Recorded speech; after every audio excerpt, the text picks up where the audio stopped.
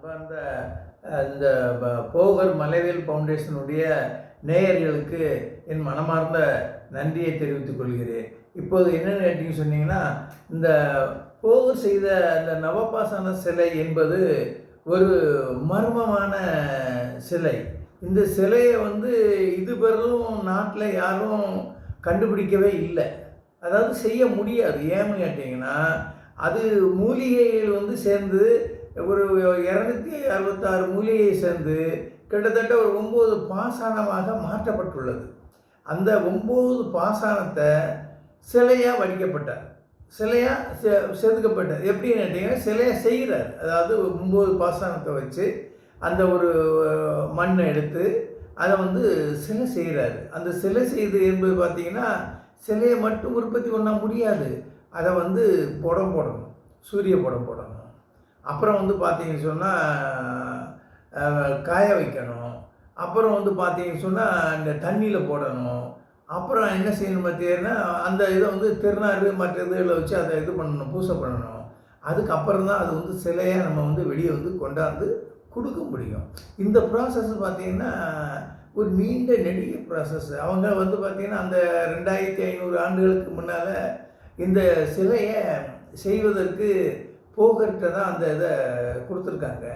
அந்த போகர் எல்லா சித்தர்கிட்டையும் கொடுத்து, அந்த ஒவ்வொரு சித்தர்கிட்டையும் ஒவ்வொரு பாசனத்தை கொடுத்து, அந்த பாசனத்தை வாங்கி அதை அவர் சோதனை பண்ணி, அந்த சோதனையின் பேரால் ஒவ்வொன்றும் கரெக்டாக இருக்கா அப்படின்னு சொல்லி ஆராய்ச்சி பண்ணுறாங்க.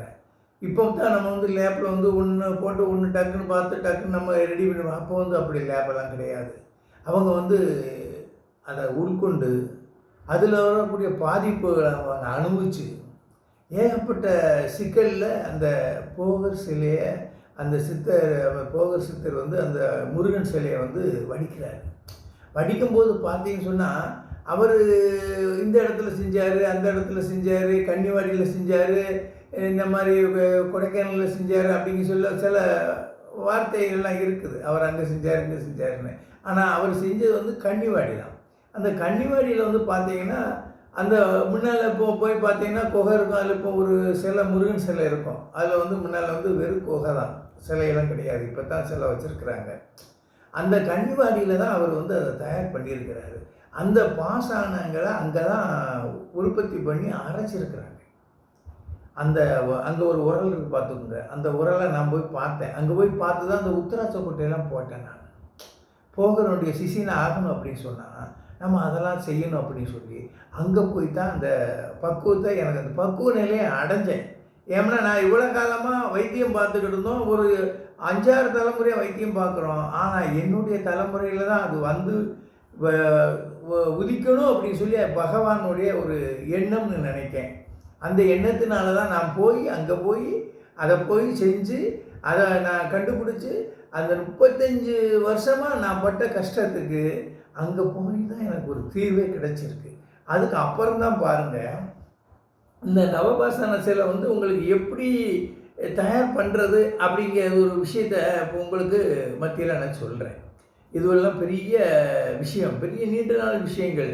இதில் என்னென்ன பாசனங்கள் சேர்க்கணும், எப்படி சேர்க்கணும் அப்படிங்கிறது பெரிய ஒரு ப்ராஜெக்ட். இந்த ப்ராஜெக்டை நம்ம வெளியில் சொல்லக்கூடாது.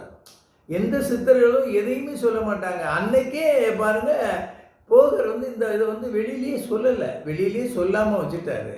சொல்லாமல் வைக்க போய் தான் நம்ம இவ்வளோ காலமாக கஷ்டப்பட்டு நஷ்டப்பட்டு அங்கே அலைஞ்சு இங்கே அலைஞ்சு 35 ஆண்டுகளாக என்னுடைய வாழ்க்கையை வீணடித்து அதுக்கப்புறம் தான் இது பண்ணியிருக்கிறேன். இதனுடைய இது என்ன பார்த்தீங்கன்னா, இது மனோசிலை, வீரம், பூரம், லிங்கம், காந்தம், ரசம், வெள்ளை பாசானம், கவரி பாசானம், தொட்டி பாசானம், இந்த 9 பாசானத்தை வச்சு தான் இதை நம்ம செய்கிறோம்னா அது லேஸ்பட்ட விஷயம் கிடையாது.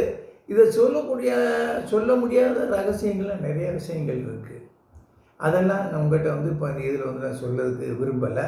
அதை நான் இன்னும் உங்களுக்கு இன்னொரு பதிவில் என்னமா உங்களுக்கு இன்னும் விவரிக்கணுமோ, எப்படி மக்களுக்கு வெளியிடணுமோ அந்த இதெல்லாம் நான் செய்கிறேன். இப்போ இந்த சிலைகள் செய்வதற்கான என்னென்ன பாசனங்கள் அதை உங்களுக்கு சொல்லியிருக்கேன் நேயர்களுக்கு. இதை வந்து அடுத்த ஒரு செய்தியில் ஒரு இதில் உங்களுக்கு நான் தொடர கொண்டு வரேன். வணக்கம்.